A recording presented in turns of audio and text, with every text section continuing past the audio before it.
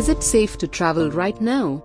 What are the precautions that can be taken for hMPV? The three at-risk groups are the people who are less than 5 years of age, especially the newborns, the infants, below 1 year of age.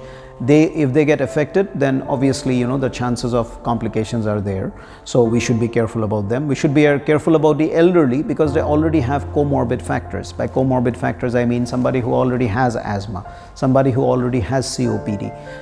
It has been interestingly seen that the hMPV virus does not increase COPD disease. It does not cause acute exacerbation of COPD, but it can cause an acute exacerbation of asthma, or people with any other comorbid conditions. If they're immunosuppressed, then they could obviously have a more severe variety of the disease. So they are the ones who are at risk.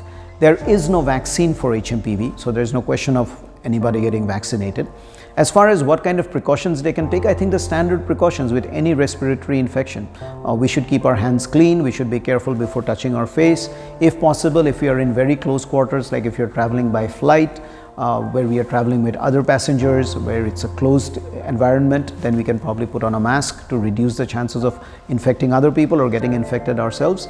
Once we get it, once we are infected with it, and by infected I mean we may not know it is hMPV, because hMPV is not regularly tested in hospitals in India. So if you basically have an upper respiratory infection, then it's probably a good idea to keep yourself away from people who are at risk. So if there are kids in the house, you probably don't want to expose yourself to the kids. If there are senior citizens in the home, you probably want to keep away from them and try to use some kind of barrier protection so that those people do not get exposed to your infection.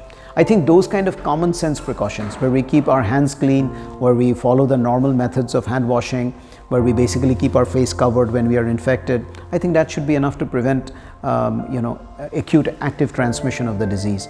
I don't think we need to panic more than that. I don't think this is something that warrants more attention than that right now, and I think we should be able to get over it as soon as this particular season is over.